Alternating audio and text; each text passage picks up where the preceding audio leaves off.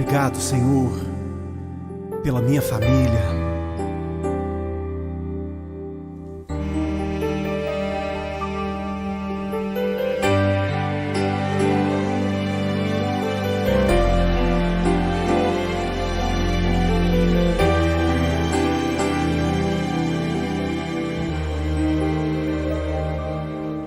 Te agradeço pela minha família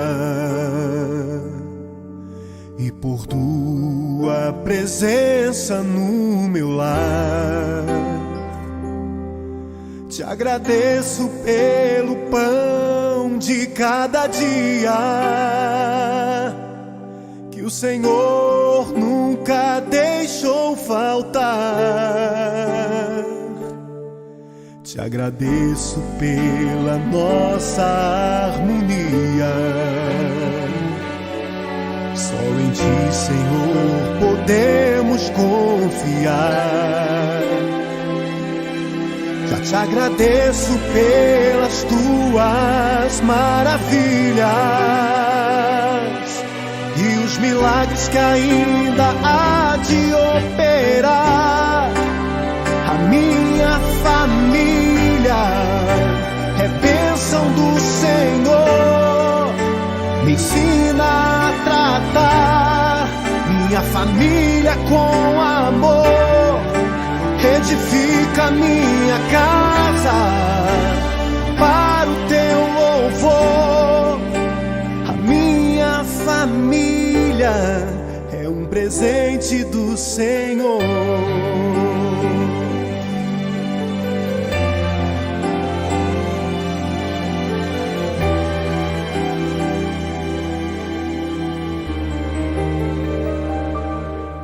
Te agradeço pela minha família e por Tua presença no meu lar. Te agradeço pelo pão de cada dia que o Senhor nunca deixou faltar. Te agradeço pela nossa harmonia. Só em Ti, Senhor, podemos confiar. Já te agradeço pelas Tuas maravilhas e os milagres que ainda há de operar. A minha família é bênção do Senhor. Me ensina a tratar minha família com amor. Edifica minha casa para o Teu louvor. A minha família é um presente do Senhor. A minha família é bênção do Senhor. Me ensina a tratar minha família com amor. Edifica minha casa para o Teu louvor. A minha família é um presente do Senhor. A minha família é bênção do Senhor. Eu convido a você a dar um abraço nessa pessoa que você tanto ama.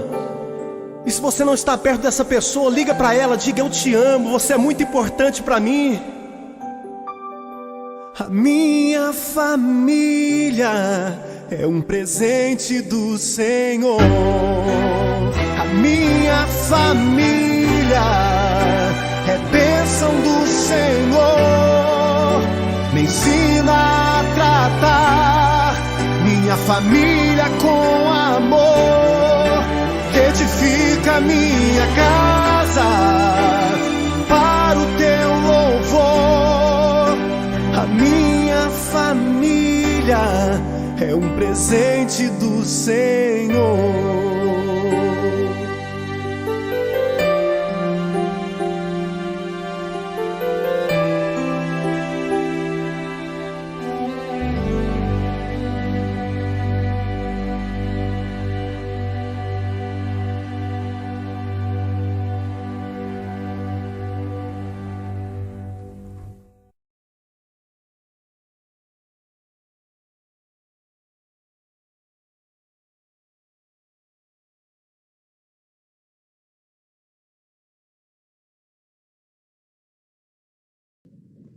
pelas redes sociais. É com alegria que aqui estamos mais uma vez com a live da família. E nessa noite com o tema A Família e o Divórcio. O nosso palestrante, convidado, o pastor Jeremias Bento, diretor do Seminário Teológico Batista do Nordeste, vai estar compartilhando conosco sobre esse tema. E antes de passar a palavra ao pastor Jeremias, eu gostaria de orar com você. Vamos rogar a Deus as suas bênçãos sobre nossas vidas, a fim de que tudo que venhamos a ouvir seja para tão somente glorificar e exaltar o nome de Jesus. Pai querido, nós te louvamos e te adoramos e rogamos as tuas bênçãos sobre nossas vidas. Que teu Espírito Santo venha nos orientar e que tudo que façamos nessa noite, meu Pai, seja tão somente para a tua honra e para a tua glória. Usa o teu servo, pastor Jeremias, como instrumento em tuas mãos, a fim de que tudo que ouçamos nessa noite seja para a edificação da tua igreja, para a edificação de todos aqueles que nos acompanham pelas redes sociais. É o que eu te peço nessa hora, em nome de Jesus. Aleluia. Pastor Jeremias, seja muito bem-vindo, meu querido. É com alegria que nós o acolhemos aqui em nossa igreja e louvamos a Deus por sua vida, pela sua prontidão em aceitar o nosso convite para compartilhar um tema assim, tão debatido nos arraiais da igreja.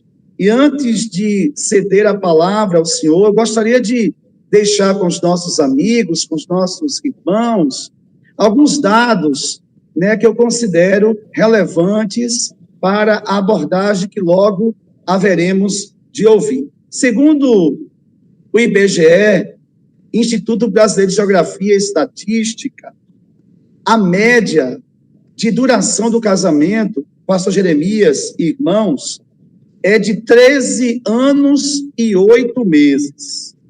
Lamentavelmente, 1 em cada 3 casamentos terminam em divórcio no Brasil. 2020 foi o ano em que se alcançou o maior número de divórcios no Brasil.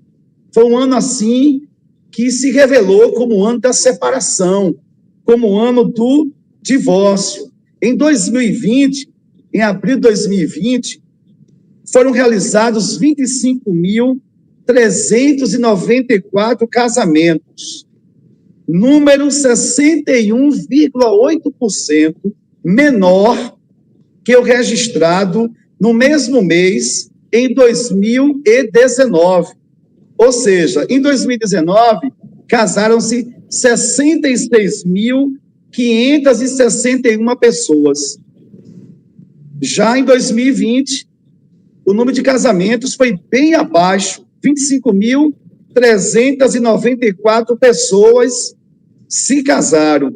E, geralmente, os casamentos terminam com a idade aí do homem de 43 anos e das mulheres com 40 anos de idade. E para vocês terem uma ideia, que o censo de 2000 nos mostra que o número de evangélicos separados, desquitados e divorciados no Brasil era de 8,6%. Já no censo de 2010, esse número cresceu para 10,7%. Então, a gente percebe, pastor Jeremias, que as pessoas estão mais se separando do que se casando. Então, a palavra agora é contigo, para nos falar um pouquinho sobre esse fenômeno que está acontecendo, não somente no Brasil, mas no mundo inteiro, e principalmente nos arraiais da igreja, o número crescente de divórcios. A palavra está contigo, pastor. Graça e paz, irmãos. Graça e paz, pastor Ângelo. É tão bom poder estar com vocês novamente. O assunto é realmente palpitante, é um assunto que está na cabeça do povo desde o tempo de Moisés. Então, não é uma coisa nova, e, no entanto, nós não nos encontramos ainda direito nesse assunto. A verdade é que, ao longo dos séculos e dos milênios que já se passaram, nós temos ainda dificuldade para tratarmos deste assunto. É um assunto complexo, porque envolve posições, né? Tem a minha posição, o pastor Ângelo tem a posição dele, e a gente precisa respeitar a posição um do outro. A Convenção Batista Brasileira já tratou desse assunto, mas transferiu para que as igrejas que cuidassem desses assuntos de divórcios na sua intimidade de igreja, né? A gente fica pensando que não é normal o que está acontecendo. A orientação de Deus é que o casamento permaneça para sempre. Então, não é normal. Isso aí a gente já tem como certeza. O que está acontecendo não é normal. É uma anomalia que vem se prolongando desde o tempo de Moisés.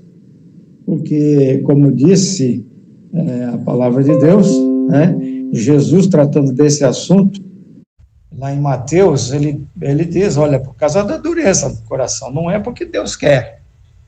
Deus não planejou isso para o homem. E eu gostaria de ler o texto de Mateus, capítulo 19, a partir do verso número 3. Nós vamos ler alguns versos aqui, para que a gente tenha pelo menos um norteamento do que vamos tratar. Diz assim: vieram a ele alguns fariseus e o experimentavam, perguntando: é lícito ao marido repudiar a sua mulher por qualquer motivo? Então respondeu ele: não tendes lido o que o Criador desde o princípio fez o homem e a mulher? E disse: por esta causa deixará o homem pai e mãe e se unirá à sua mulher, tornando-se os dois uma só carne. De modo que já não são mais dois, porém uma só carne. Portanto, o que Deus ajuntou, não o separe o homem. Replicaram-lhe: por que mandou então Moisés dar carta de divórcio e repudiar? Respondeu-lhes Jesus: por causa da dureza do vosso coração é que Moisés vos permitiu repudiar vossas mulheres. Entretanto, não foi assim desde o princípio. Eu, porém, digo-vos: quem repudiar sua mulher, não sendo por causa de relações sexuais ilícitas, e contra ela comete adultério. Desculpem, o meu óculos está dando um mau jeito aqui. Sendo por causa de relações ilícitas e causa de outra comete adultério, e o que casar com a repudiada comete adultério. Até aí. Então, Jesus, ele percebeu o que estava por trás da pergunta destas lideranças que chegaram até ele. Eles fazem uma pergunta que, na realidade, eles querem fazer um teste para ver se Jesus cai na esparrela deles.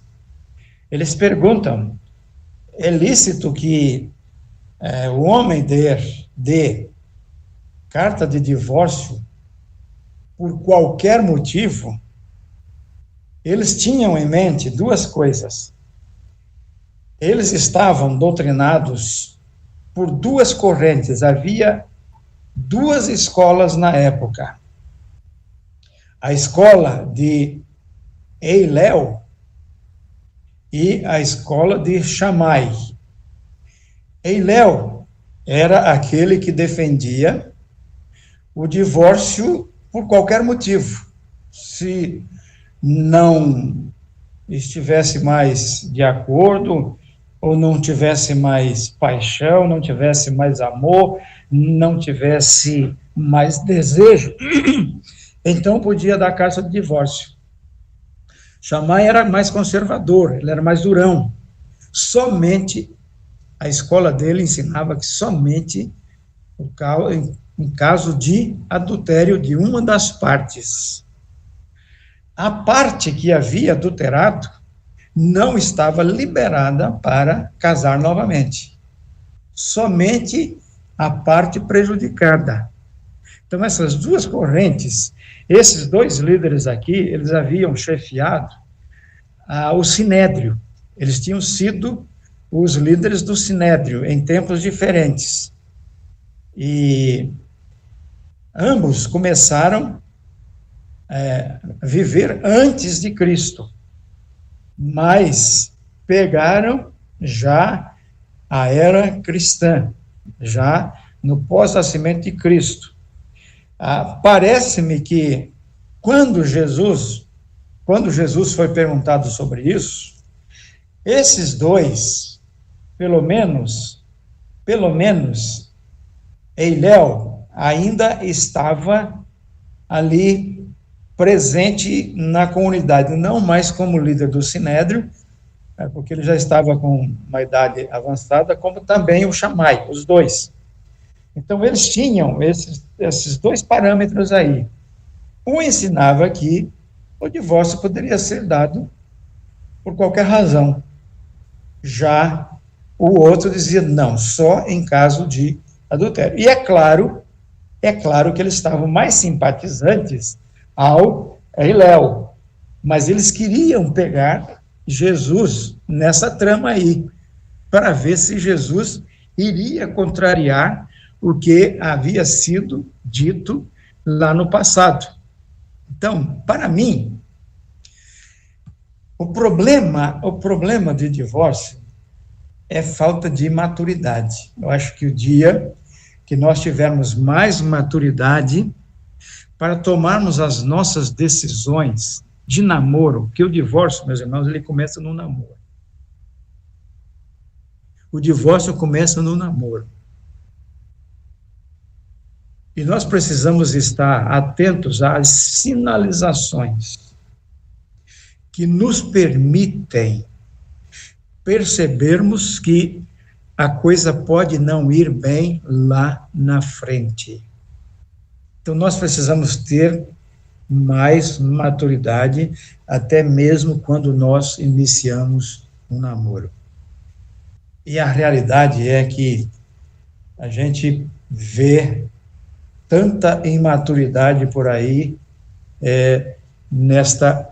nesse início de relacionamento. Eu penso, e foi assim que eu fiz, eu coloquei Deus no meio do meu namoro, logo que eu comecei a namorar a minha esposa. Eu fui o primeiro namorado dela. E, efetivamente, foi a minha primeira namorada, e nós colocamos Deus no meio. Para que, se fosse da vontade dele, a coisa perdurasse no namoro e que não chegasse nem ao noivado. Então, nós precisamos ter maturidade, meus irmãos. Eu acho que falta maturidade, falta orientação de nossos pais, também nós chamarmos os nossos filhos e dizermos para eles a cartilha de como é a realidade de uma vida sentimental e de um relacionamento que possa se transformar num casamento e que já tenha sintomas de que não dê certo lá na frente. Para mim, uma grande questão que nós temos é que as pessoas envolvidas, na maioria dos casos, não pensam nas consequências futuras. Eu tenho, ao longo dos meus, já indo para 44 anos de ministério, eu tenho experimentado momentos com pessoas que divorciaram e que 15 dias depois estavam desesperadas, descobrindo que não fizeram a escolha, não tomaram a decisão certa de interromper o casamento e acabaram entrando em depressão. Em outras situações, já pelo menos 3 casos, eu não sei se existe essa palavra, pastor Ângelo, me ajuda aí, eu já recasei pelo menos 3 que haviam divorciado e depois se reencontraram e descobriram que haviam feito uma coisa errada que precisaram isso. Então, Jesus foi bem claro. O divórcio foi autorizado não por causa do plano de Deus, porque o plano de Deus é que até a morte nos separe. Como é que nós podemos dividir um corpo no meio, gente? Esse negócio é sério. Como eu posso dividir um corpo no meio? Aí você pode dizer, mas o pastor está espiritualizando demais. Irmãos, a vida secular, se nós também não espiritualizarmos a vida secular, nós estamos roubados. Eu não posso desvincular a minha vida, o meu dia a dia, do espiritual. Eu não posso fazer isso, senão tem alguma coisa errada comigo. E a Bíblia diz, com clareza, que deixará o homem pai e mãe, se unirá à sua mulher, e serão ambos uma só carne. Como eu posso desfazer uma coisa que se fez uma? Vamos analisar por aí. A coisa é mais complexa. E nós, crentes, meus irmãos, nós não deveríamos ter na nossa agenda, no nosso vocabulário, essa palavra chamada divórcio. As estatísticas são duras para a nossa consciência cristã, irmãos. E no meio dos evangélicos, a coisa está aumentando. Eu não sei, pastor Ângelo, se no meio evangélico, já que hoje nós temos uma variedade de grupos que se identificam como cristãos aí, eu não sei se no meio evangélico a coisa já não esteja mais banalizada do que lá fora. Eu não sei. Por quê? Nós não estamos sendo maduros e nem estamos espiritualizando as coisas. Então, se Jesus diz que eu e a minha esposa fomos feitos uma só carne, como é que a carne pode ser rasgada no meio?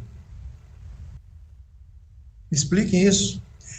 Eu tenho uma irmã divorciada. Dificilmente nós encontramos uma família hoje que não tenha alguém na família divorciado. Dificilmente. Esta é a realidade, irmãos. Esta é a realidade. Então, nós toleramos o divórcio. Mas o divórcio não deveria fazer parte do nosso vocabulário, nem tampouco está acontecendo nos arraiais da Igreja do Senhor Jesus. Já que nós entendemos que é Ele quem dirige os nossos passos, vamos deixar, então, que Ele dirija os nossos passos na nossa vida conjugal. Nós não pensamos nas consequências. Mas a parte mais afetada num divórcio não é o que comete isso ou o que deixa de cometer. É o fruto disso. Na maioria dos casos, os filhos de pais divorciados enfrentam problemas emocionais. Os pais querem resolver uma coisa da maneira mais fácil, achando que vão resolver, mas eles vão criar um outro problema, que é a insegurança dos filhos. O meu filho, quando ele tinha 9 anos de idade, um dia, ele me chamou e chamou a mãe, e chorando, ele disse: pai e mãe, eu tenho medo que vocês um dia se separem. Assim mesmo. Porque na minha escola, todos os meus colegas de turma, os pais são separados. Vocês imaginem? Todos os meus colegas de turma, os pais são separados. Olha, isso, meus irmãos, há 30 anos atrás. E ele já estava ficando abalado por causa de conhecer os colegas abalados pela separação dos pais. Então, nós não podemos resolver um problema com outro. A gente precisa pedir que Deus acenda o nosso amor, reacenda o nosso amor, aquele mesmo amor que nos atraiu, que depois nos aproximou também carnalmente. A gente tem que pedir a Deus para reacender isso, irmãos. Que nós, crentes, acima de tudo, precisamos ser modelo. Especialmente nós, pastores, pastor Ângelo. Eu confesso ao irmão que, às vezes, eu fico receoso de perguntar a alguns colegas que eu não vejo há muito tempo pela esposa. E, de repente, não é mais ela. Já mudou. Não é mesmo? A gente fica com medo. Pergunta por fulana. Eu mesmo caí numa dessas há poucos dias. Eu perguntei por um colega que eu nunca imaginava que isso viesse a acontecer. E eu perguntei por ela, ele disse: ela está bem, então, nós estamos separados, eu estou casado de novo. Olha, gente, está faltando maturidade. Então, Jesus, ele diz que foi por causa da dureza de coração. Agora, tem um texto na Bíblia que eu acho terrivelmente forte. E eu vou ter que ler para vocês. E foi o apóstolo Paulo quem disse. Está lá no capítulo 6 da primeira epístola de Paulo aos Coríntios. Versos 15 e 16. Diz assim: não sabeis que os vossos corpos são membros de Cristo? E eu, porventura, tomaria os meus membros de Cristo e os faria membros de meretriz? Absolutamente não. Ou não sabeis que o homem que se une a uma prostituta forma um só corpo com ela? Porque, como se diz, serão dois, uma só carne. Você já pensou nisso? Sabe quando acontece o casamento, meus irmãos? Não é lá na igreja, não. Tem gente, pastor Ângelo, que já chega casada na igreja, tá? O casamento acontece no intercurso sexual. É o que está escrito aqui. É por isso que a Bíblia, lá no Velho Testamento, fala tanto. E ele conheceu a sua mulher. Quando conheceu a sua mulher? Quando teve a primeira relação sexual, foi quando aconteceu o casamento. É a história de Isaac. Ele a pegou pela mão, não houve cerimônia alguma. Eles entraram e saíram casados. É por isso que a gente precisa pensar seriamente nesse negócio de divórcio. Nós, crentes, nós vivemos num mundo que está fazendo essa leitura. Então, Jesus, ele não disse aos fariseus, aos escribas, né, as autoridades lá que foram perguntar a ele, ele não disse, olha, não é que não possa, por causa do coração duro de vocês, foi autorizado, mas só tem um caso que isso pode acontecer. No caso de infidelidade. Não é porque pensam diferente. Não é porque um adoeceu e agora a sua função, digamos, marital não está mais acontecendo por uma enfermidade, então alguém acaba se separando por causa disso. É somente por causa da infidelidade conjugal. Eu tenho uma irmã divorciada, recasada. A minha esposa tem uma irmã divorciada, não casada de novo. Mas temos na família o divórcio, nas famílias. Então eu fico preocupado, meu pastor, quando no namoro o casamento já está desfeito. O tipo de relacionamento que nós temos no namoro, que tipo de namoro nós temos, irmãos? A gente precisa preservar a pureza. Pastor Jeremias Pereira, ele conta uma história de que um dia ele passou na frente da igreja, na porta principal da igreja, na escadaria da igreja dele. Ele olhou assim, viu um só lá. Mas quando ele olhou de novo, eram dois. Mas estavam tão juntos que pareciam um só. Era um namoro.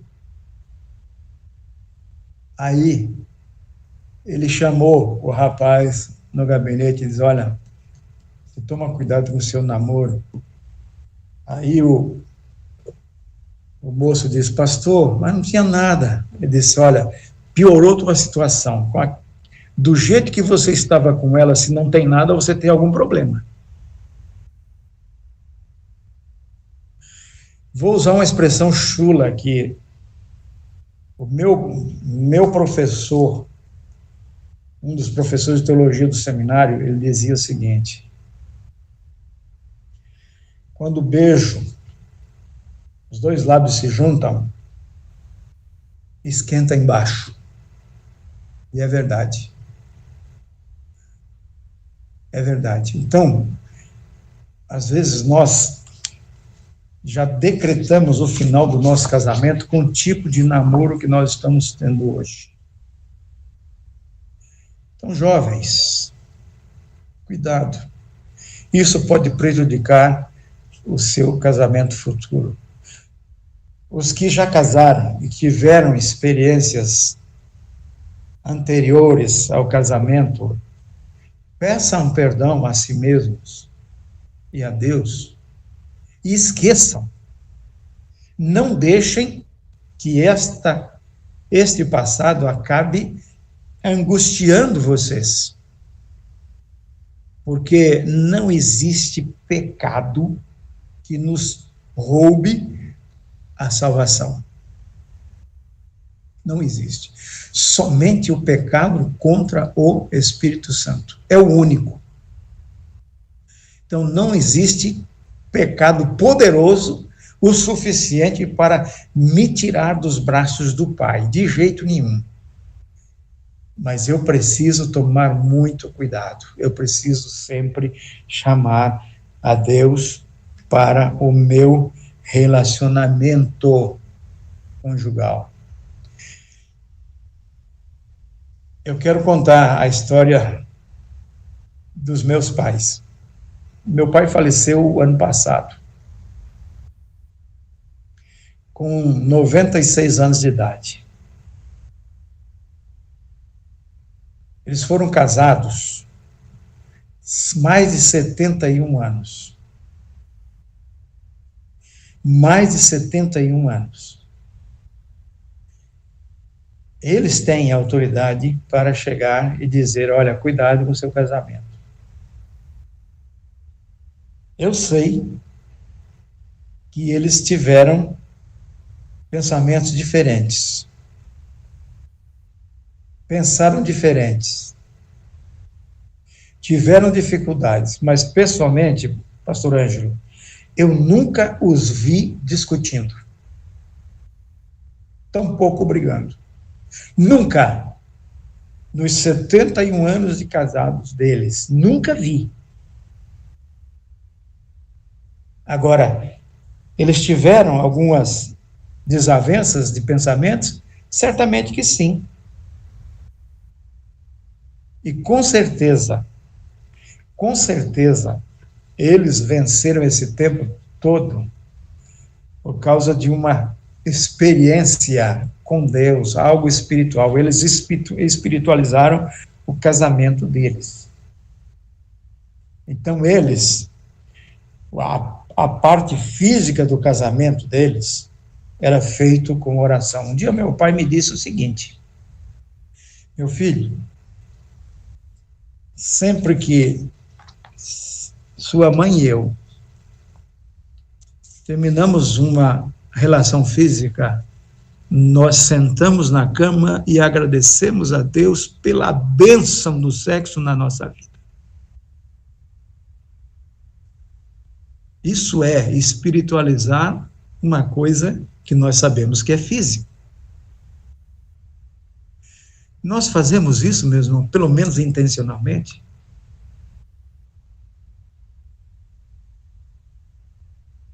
Nós somos os guardiães do nosso casamento. Os divórcios acontecem aí por coisas bobas. Eu tive um caso de um casal de intelectuais, dois intelectuais, e eles começaram a conflitar por causa do papel higiênico, gente. Ela colocava o papel higiênico no rolo de qualquer jeito, rolando por baixo ou rolando por cima. Ela não via diferença nenhuma. E ele chegava lá e virava, tinha que rolar por cima. E quase chegaram ao gabinete para aconselhamento conjugal por causa de um negócio que vale R$1. Um rolo de papel higiênico. É por isso que o divórcio acontece. O outro foi por causa da pasta de dente, gente. Eu já sei que tem gente sorrindo aí. A pasta de dente. Aperta no meio, não é no meio, não aperta na ponta, não. Vai aproveitar todo. Aperta no meio. Isso, irmãos, dá crise no casamento, é por falta de maturidade. Aqui em casa, a minha esposa, ela aperta no meio. Eu vou lá e conserto, eu escovo, conserto, e está tudo bem. O que custa fazer isso? E lá se vão quase 44 anos. Então, por causa de filho, educação de filho, os pais se separam. Muitos casais, eles valorizam demais as diferenças. E essas diferenças acabam criando indiferenças. E as indiferenças vão construindo um alicerce que vai minar o casamento. Então, você pode me perguntar, pastor, O irmão é a favor do divórcio? Eu digo não. Eu não. Mas eu tolero. Porque o meu próprio Salvador disse que por causa disso foi permitido. Então eu não posso ser melhor do que ele. Né? Então, agora o que eu não consigo aceitar é porque as pessoas, por qualquer razão, começam a construir e vão colocando mais coisa, e de repente eles não conseguem acertar. E uma coisa que eu aconselho a todos vocês: não levem problemas para o leito. O leito é lugar de descanso, é lugar de comunhão física, comunhão espiritual, comunhão sentimental. Não é para problemas. Casamentos aconteceram já sabendo que havia uma grande possibilidade. Por exemplo, o casamento misto. Jesus diz que se fazem uma só carne. Então eu preciso entender que a minha religião, a minha fé, ela é importante. E que para eu escolher alguém, essa pessoa tem que ter a mesma visão espiritual que eu tenho das coisas. Porque senão há uma possibilidade imensa do casamento não dar certo. Quando eu era jovem, no nosso grupo de jovens, uma moça chamada Leia, ela namorava um rapaz não crente. E essa moça, então, nós falávamos para ela: não faz isso, Leia. Você é uma menina tão bonita, tantos jovens na igreja gostariam de casar com você. Ah, mas eu gosto muito dele e eu tenho certeza que ele vai se converter. E nós falávamos: olha, esse negócio de certeza, isso aí é motivado por uma paixão e não por um amor verdadeiro. Pois bem, ela casou, os filhos nasceram, a primeira coisa que ele fez, proibiu ela de levar os filhos para a igreja. Ela podia ir, mas os filhos não podiam ir. E ele disse: os filhos não vão ser criados na sua igreja e nem na minha. E não vai haver doutrinamento nenhum lá em casa. Eles vão escolher quando eles se tornarem adultos. Aí a coisa andou por esse caminho e ela chegou lá, nós já todos casados, mas novos ainda. Ela disse: eu quero dizer a vocês que vocês estavam certíssimos, mas eu vou em frente porque eu não fui inocente nesse negócio. Eu decidi casar com ele correndo risco, então eu vou até o fim. Eu vou continuar na minha igreja. Graças a Deus, os meninos, quando chegaram na adolescência, começaram a frequentar a igreja, mesmo com a contrariedade do pai, mas eles iam com a mãe. Eles disseram para o pai: agora nós já podemos, nós já sabemos o que nós queremos, nós vamos para a igreja com a mãe. Então, queridos, sinalizações nos dizem que pode não estar certo. O meu sogro teve um problema seríssimo na igreja. Quando a filha do vice-moderador da igreja resolveu casar com um não crente, e mais, com uma dessas religiões aí, macumbeiro, ele era macumbeiro. Aí ele disse: eu não vou fazer esse casamento que não vai dar certo. A família quase dividiu a igreja, foi embora da igreja, com 6 meses o casamento tinha acabado. Estava visível, meus irmãos. Como pode? A moça, líder na juventude, organista da igreja, pianista da igreja, e caminhando por um rumo desse. Então, irmãos, o divórcio não deve fazer parte da nossa vida como cristãos. Mas se acontecer, que não seja uma coisa assim, por qualquer motivo. É interessante que Jesus diz claramente, é Jesus quem diz, não sou eu, não é o pastor Ângelo, é Jesus. É permitido em caso de adultério de uma das partes. O ferido está livre para o segundo casamento. Biblicamente, o segundo não. O segundo não. Então, irmãos, vamos tirar esse negócio de possibilidade de divórcio. Agora acontece, pastor Ângelo, que alguns casamentos não foram Deus quem fez. Foi a carne que fez, não foi Deus. O que Deus ajuntou, que não separe o homem, é interessante. Isso.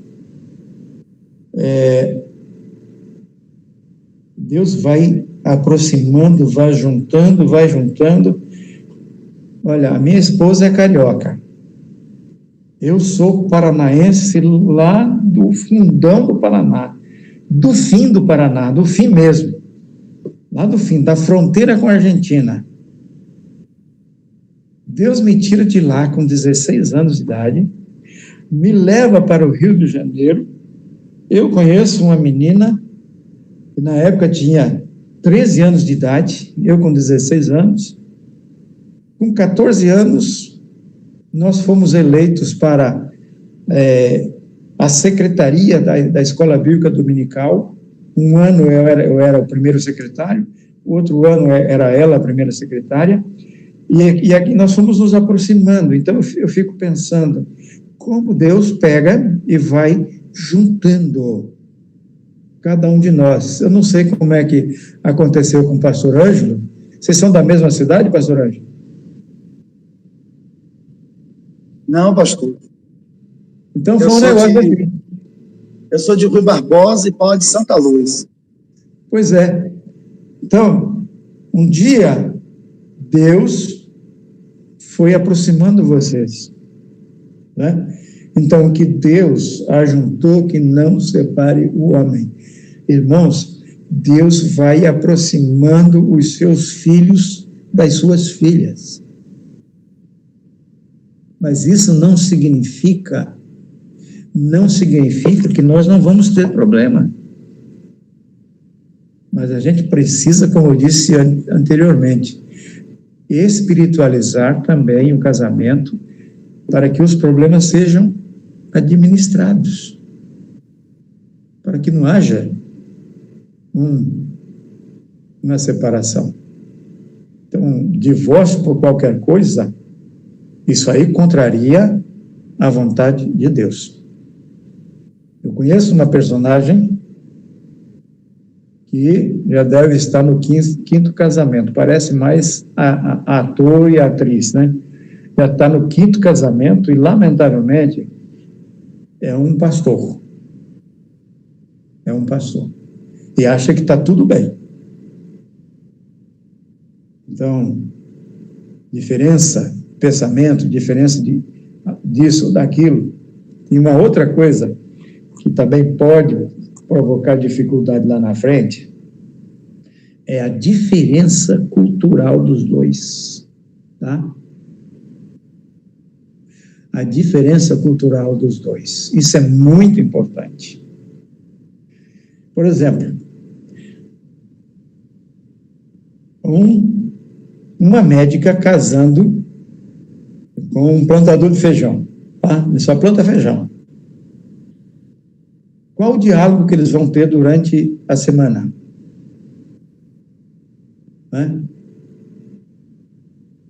Ou o cara é um engenheiro e a esposa não tem preparo algum. Isso pode dar um sinal de que terão problema na frente. Porque agora, envolto pelo sentimento e pelo chamado amor, e é bom que nós saibamos o que é amor e o que é sentimento, a coisa é diferente, tá? Amor é uma pessoa, gente. A Bíblia diz que Deus é amor, então amor não é um sentimento. Porque eu amo fulano. Com que amor você ama? Com o amor de Deus ou com o sentimento? O que está lá, o apóstolo Paulo falando sobre o amor, é claro, isso é claro. E a Bíblia, quando fala que Deus é amor, então Deus não é um sentimento. O sentimento é algo que o amor pode criar. E sentimento maduro, sentimento vacinado com o amor de Deus, que é a pessoa. Então, quando você pede para Deus estar no meio do seu casamento, é a presença de uma pessoa que vai se manifestar no nosso casamento através do amor que promove o sentimento e também promove a nossa atração física. Atração física santa, meus irmãos, vem da criação de Deus. A carnal é motivada por sentimentos humanos, puramente humanos. E aí o divórcio vem.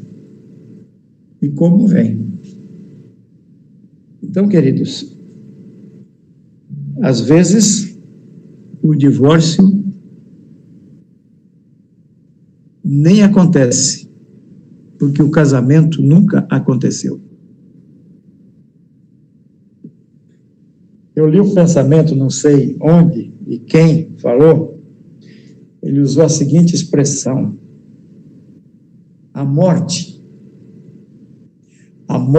é o divórcio definitivo de duas vidas que se amaram, que se desejaram, que se comprometeram e que viveram até o fim. Ali aconteceu o divórcio, segundo o padrão da palavra de Deus. Então, eu não posso dividir o meu corpo no meio para juntar com um outro corpo.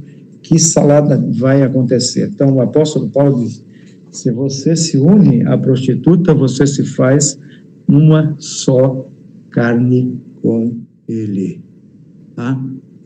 Então, aí você pode me perguntar: e aí, pastor, como é que o senhor faz com os divorciados na igreja que não separaram por causa de adultério? Eu quero dizer a vocês: vou pastoreá-los como todas as outras ovelhas, para que a vida deles diante de Deus seja curada, lavada e que tudo fique para trás. E é bom que a gente saiba: o que Deus uniu é uma coisa e que o homem uniu é outra. É possível, pastor Ângelo, que nós unamos alguém que Deus não uniu. Tá? Deus não uniu, mas nós acabamos unindo porque nós não sabemos. Nós não sabemos. Mas o divorciado é digno do nosso amor e nossa paixão pelo bem-estar e pela fidelidade deles a Deus. Então, como pastor, eu os pastoreio com toda a alegria, com toda a minha força, com tudo aquilo que Deus me deu para zelar pelas ovelhas dele. E é um assunto que compete a eles e Deus. Ok? Aí, meu pastor. Amém, pastor. Louvado seja Deus pela sua abordagem. Eu estou verificando aqui se há alguma pergunta a fazer no chat aqui. Tem muitas pessoas interagindo conosco e eu tenho certeza que boa parte das dúvidas já foram dirimidas com a sua abordagem. Porém, eu observo, pastor, que boa parte das pessoas que vivenciam segundo casamento, terceiro casamento, elas enfrentam muitas tribulações, muitas dificuldades, principalmente porque tem duas famílias. E, às vezes, a incompreensão é muito visível, é muito perceptível por parte da esposa, por parte do marido, porque tem os filhos do casamento anterior, que muitas vezes liga para a mãe, para o pai, e aí gera uma série de tribulações. Não sei se o senhor já percebeu esse tipo de situação no seu ministério, e como as pessoas que se recasam, elas passam por lutas. Eu acredito que tudo tem um preço, né, a pagar. Comente um pouquinho sobre isso, pastor, na sua experiência pastoral. É aquilo que eu falei quase que no início, sobre o prejuízo que isso traz para os filhos. Os mais prejudicados são os filhos. Os que estão divorciando, eles estão aparentemente pensando que estão resolvendo o problema.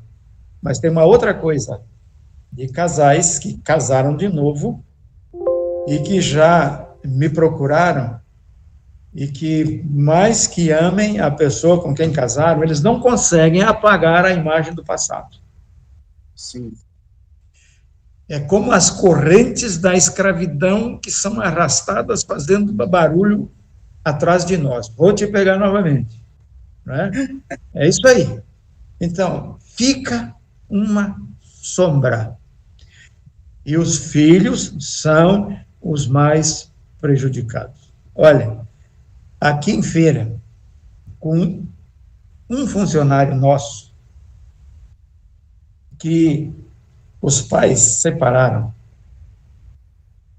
e casaram de novo, constituíram famílias diferentes. Então, agora, eles tinham 3 tipos de filhos. O filho que era do pai com a mãe, do primeiro casamento. Depois, veio o casamento de alguém que já tinha filho com outro parceiro e gerou, novamente, filhos desse novo casamento. Uma família bem abastada aqui em Feira. O pai morreu, no outro dia, os filhos estavam com arma na mão para resolver o problema da herança. A mãe, dizendo, bom, os meus filhos têm direito à herança. A primeira mãe. A mãe que casou com o marido, que tinha filhos, meus filhos também têm direito à herança do que foi conquistado lá no passado. E isso acabou parou aqui no meu colo, né? Aí eu fui conversar com eles, gente, o que vocês precisam é entender que nós temos 3 problemas seríssimos aqui, nós temos 3 tipos de filhos. Então, você é irmão dele, tá? Por parte de pai. Agora, você não é irmão de fulano por parte de pai, só por parte de mãe. Já é uma forquilha, gente. E tem uma no meio ainda. E a encrenca estava formada. Mas quem é que tem direito? É uma confusão. Então, queridos, os filhos são os mais prejudicados. Os filhos são os mais prejudicados. Eu tenho experiência, os filhos da minha irmã sofreram muito com a separação. Ela casou, ele morreu, ela casou. Aí, o pai casou com uma outra lá, gerou filhos, Aí ficou aquela confusão toda, quem é que tem direito, quem não tem direito. Então, mais do que o problema de herança, é o problema emocional, gente. Os consultórios de psicólogos aí estão cheios de filhos de casamentos desfeitos. Tá? E, normalmente, os filhos vão pender para um lado. Normalmente. E a coisa vai acabar no tribunal para ter os mesmos direitos, mas os filhos acabam pendendo para o lado do pai ou para o lado da mãe. Isso aí é um fato real. É um fato real. Então, gente, casamento é para sempre. Somente a morte é que deve separar. Mas se aconteceu, procure dar saúde ao seu segundo casamento, para você não cair novamente na esparrela e achar que deu mais um passo errado. E aqueles casos, pastor, que as pessoas já vêm para a igreja já divorciadas no mundo, se converteram e vêm à igreja. E muitas vezes elas acabam sofrendo um preconceito por serem divorciadas. É a mesma e às vezes coisa. A igreja acaba sendo preconceituosa com essas pessoas porque o divórcio aconteceu sem antes conhecer a Cristo. Você tem a falar sobre esse aspecto? Olha, gente, o apóstolo Paulo, ele diz, olha, se não tinham lei, né, e nós vamos chamar agora a lei dos crentes, né, a lei, diz, não é a lei dos crentes, não, a lei dos crentes, a lei dos crentes, se eles não tinham este parâmetro espiritual, eu não posso cobrar deles nada. A igreja que faz isso, ela está discriminando. É a mesma coisa, converte uma prostituta na igreja. A igreja começa a discriminar. Ou nós cremos que a palavra de Deus é verdade, que quem aceita Jesus Cristo é lavado pelo sangue do Cordeiro, as coisas velhas passaram e agora a coisa é nova. Então, não há parâmetro de julgamento de passado do pós-conversão. Não há parâmetro de julgamento. De jeito nenhum, gente. Eu lembro que converteu na primeira igreja que eu pastoreei efetivamente, converteu um travesti. No domingo à noite, ele chegou na igreja, todo travestido. Todo travestido. E era um moço, ele tinha quase 2 metros de altura, entrou aquela figura assim na igreja, né? E vocês sabem que a coisa é bem mais efetivo, aquele forçamento, né, para parecer feminino, do que a naturalidade dos movimentos femininos, não como a mulher anda, como ela conversa, tá? Então, entrou aquela figura, na hora do apelo, foi à frente. Aí nós oramos com ele, tratamos do passado dele, pedimos para Deus esquecer o passado dele, se ele tinha algum compromisso com alguma instituição espiritual do passado aí, então que fosse desfeito pelo poder do sangue de Jesus, e ele foi embora. Domingo de manhã seguinte, ele chega na porta da igreja. Eu gostaria de conversar com o pastor. E alguém chega para mim e diz, pastor, olha só, aquele o quê, irmão? Aquela pessoa esquisita que veio domingo à noite. Que pessoa esquisita, aquele travesti, pastor, que fez aquele movimento todo, tal, que foi à frente. Diga assim, irmão, que ele está aí embaixo querendo conversar com o senhor. Eu disse, eu vou lá embaixo. E vai um monte de curioso atrás para ver como é que vai ser, o que é que vai acontecer, né? Aqueles curiosos, quem tem boca grande, língua grande, né? Aquela turma assim. Aí foi aquele monte de gente atrás de mim. Eu cheguei, dei um abraço nele. E ele disse, pastor, o que aconteceu comigo domingo à noite aqui não foi brincadeira.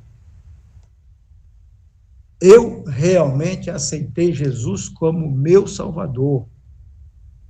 Agora, pastor, agora ele não estava mais travestido com aquelas roupas, ele estava vestido normalmente. Ele disse, pastor, como eu posso entrar aí? Ele tinha os seios formados, o corpo feminino todo formado. Como é que eu vou entrar? Isso é uma afronta, pastor. As minhas irmãs que estão aí dentro, olha só. É uma afronta às minhas irmãs que estão aí. Então, pastor, eu já decidi. Eu vou procurar um médico e vou tratar da minha aparência, porque do meu espírito Deus está tratando. Eu só voltarei aqui quando eu conseguir me desfazer desses excessos aqui. Eu orei com ele, e ele foi embora. E o povo ficou assim, com o dedo na boca, misericórdia. De queixo caído. Mais ou menos uns 15 dias, ele ligou para mim e disse, pastor, eu já consegui um cirurgião, eu já comecei a fazer o tratamento para que eu possa vencer as necessidades hormônicas e químicas que eu estava usando para meu período de abstinência. E ele, então, foi internado. Ele ficou 1 mês em coma. Mês em coma.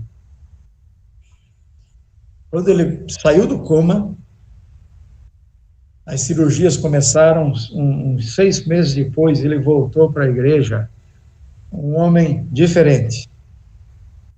Aquele homem enorme, agora tinha alguns trejeitos ainda, né? Mas o homem diferente.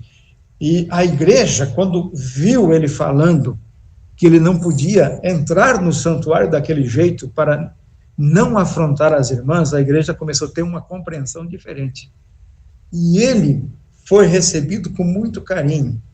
E aquele jovem passou a ser o baixo que segurava os baixos da igreja no coral. Vocês vejam, uma voz afeminada agora era uma voz baixa que segurava todos os baixos do coral da igreja, sustentava o negócio. Então, problema do passado é problema do passado. Se ele resolveu com Deus está resolvido. Agora, às vezes, as nossas igrejas servem de embaraço para que as pessoas passem pela porta da salvação. Isso acontece muito. Isso acontece muito, né? Então, entra uma pessoa diferente, um mendigo, por exemplo, entra diferente na igreja, as pessoas começam a querer tirar esse mendigo. Nós precisamos cuidar que aquela pessoa foi criada à imagem e semelhança de Deus. Ela pode estar fora do foco, mas Deus a criou para ser a sua imagem e a sua semelhança. Então, divorciou no passado, a igreja precisa entender o que Paulo diz, olha, sem lei, eles erraram, então, sem lei, eles serão julgados. Então, se eles não tinham a orientação espiritual que nós temos, muitos de nós, desde a infância, eu desde bebê, eu tive orientação espiritual, então, para mim, seria um escárnio ao meu Salvador eu fazer isso, na minha compreensão, ter um divórcio. Eu não me sentiria feliz diante do meu Deus, que eu estava ferindo a sua própria santidade com a minha imundícia. Então, agora, se a pessoa aconteceu antes da salvação, vamos recebê-los com carinho e vamos ajudá-los. Hoje, meus irmãos, o pastor falou do número que diminuiu de casamentos, né? Casamentos oficiais. Mas ajuntamentos, né? Relacionamento hoje, né, efetivo, eu tenho uma outra palavra, estava até na cabeça. As pessoas que vivem, pastor, muito tempo juntos e acabam... Me fugiu a palavra. Concubinato. Que legalmente hoje no Brasil é permitido. Legalmente, e esse é um outro assunto para a gente tratar, né? É um outro assunto que a gente precisa resolver em nossas igrejas, né? Porque você chega no nosso Nordeste, nesse interior de Nordeste aí, meus irmãos, o que tem união estável, é essa palavra, que tem de união estável de 20, 30 anos, que nunca casaram, os irmãos não imaginam, na Amazônia, pelo menos a metade dos casais na Amazônia são de união estável, não tiveram casamento. Então, os direitos é pela estabilidade da união, pelo tempo da união. E as pessoas se convertem a Jesus com isso tudo aí. Então, se a gente puder ajudar para que eles façam um casamento legal, tudo bem. Mas não é para jogar água aí na fervura, mas, por exemplo, Israel, o casamento é somente religioso. Lá não existe casamento civil. Em Israel, somente o casamento religioso. Porque o que interessa para Deus é a união espiritual, sentimental e carnal, esse ajuntamento feito por Ele. Né? Então, a cerimônia de casamento, aquilo que eu disse antes, muitas vezes a gente já casa quem já está casado, porque, na minha visão, pastor, é o que Paulo diz, é no intercurso sexual que acontece o casamento, porque senão ele não diria que se faz uma só carne com a prostituta. Aleluia, pastor. Nós louvamos a Deus por sua palavra, estamos chegando já ao finalzinho da nossa live, e a palavra que fica é amar, perdoar, torcer para dar certo. Eu acho que o nosso papel como igreja é orar para que as coisas entrem no trilho da palavra e que as pessoas que nos acompanham aprendam a perdoar, a dar a segunda chance. E sabendo que aqueles que contraem o segundo, o terceiro casamento terão suas lutas, terão suas dificuldades, e a responsabilidade da igreja está em cuidar das pessoas, está em amar as pessoas. O julgamento, ele cabe a Deus. A Bíblia diz que só há um só legislador, e esse é o próprio Deus. Então, clamar a misericórdia do Senhor, para que nós nos despertemos para investir mais no casamento, né, pastor? Investir mais no casamento, porque quando os problemas chegam até nós, já é um câncer, já irreversível muitas vezes.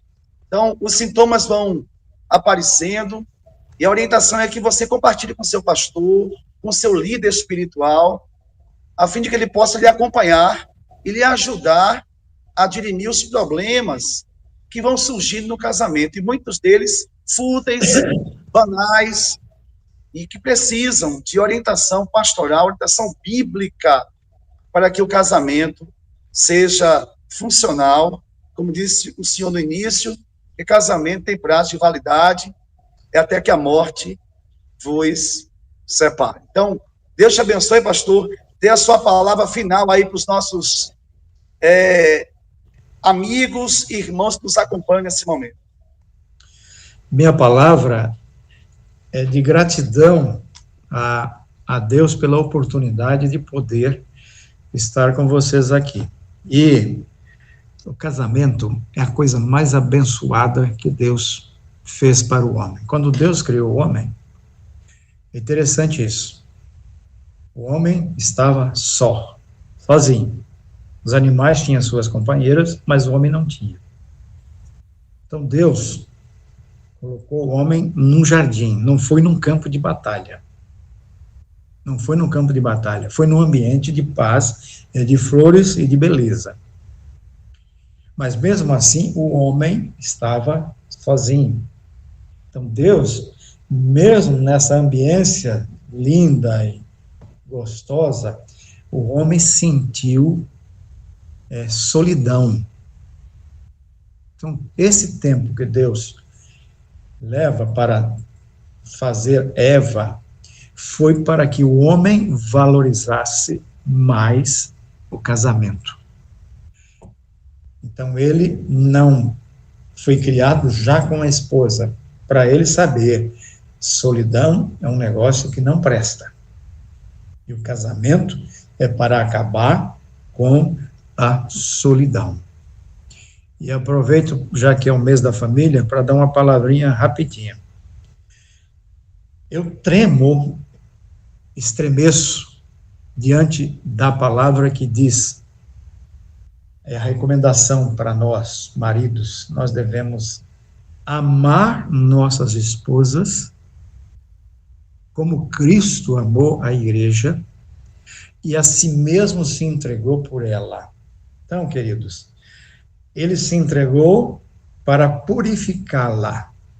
Então, nós, maridos, temos a responsabilidade de cuidar da nossa esposa, amar a nossa esposa, respeitá-la, e, se necessário for, eu nunca passei por esse perrengue de ter que oferecer a minha vida para que a minha esposa vivesse, ainda.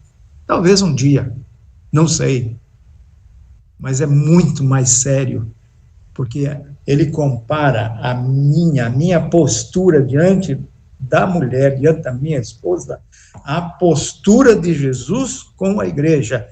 Não tem outro parâmetro, o parâmetro é esse aí. E é por isso que a gente vê tanta coisa dando errado aí, porque muitos homens são truculentos e não amam. E a mulher não precisa de truculento nem de ditador em casa. Ela precisa de alguém que esteja disposto a morrer por ela, como Jesus morreu.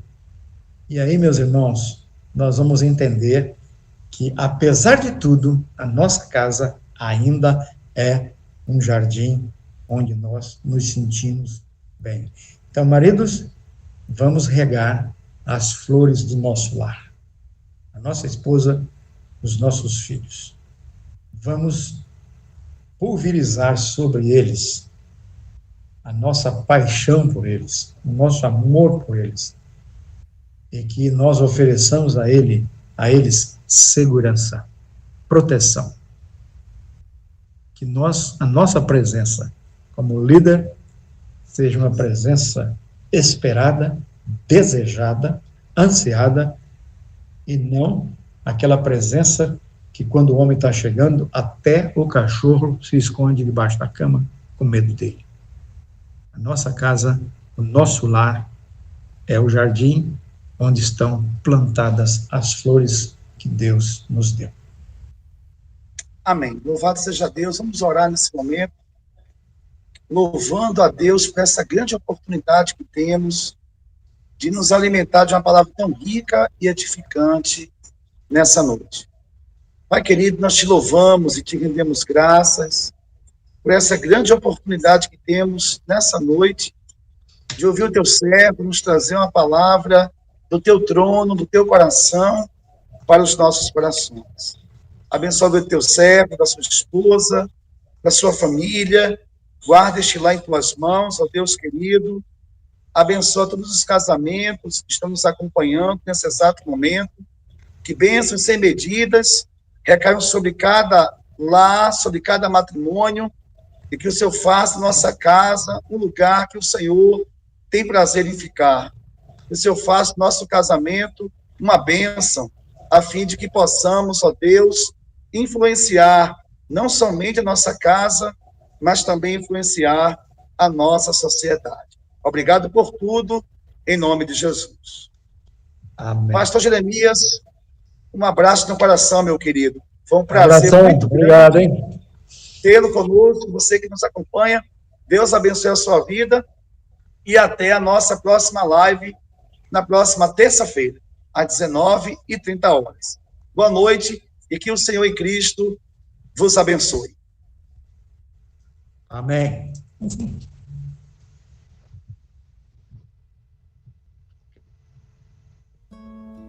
Finda-se este dia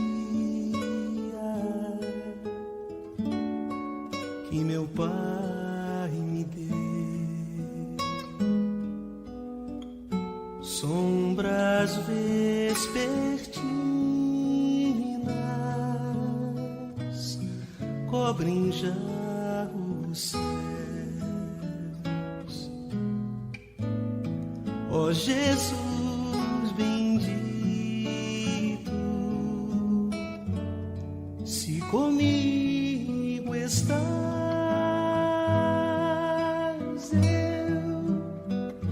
eu não temo a noite.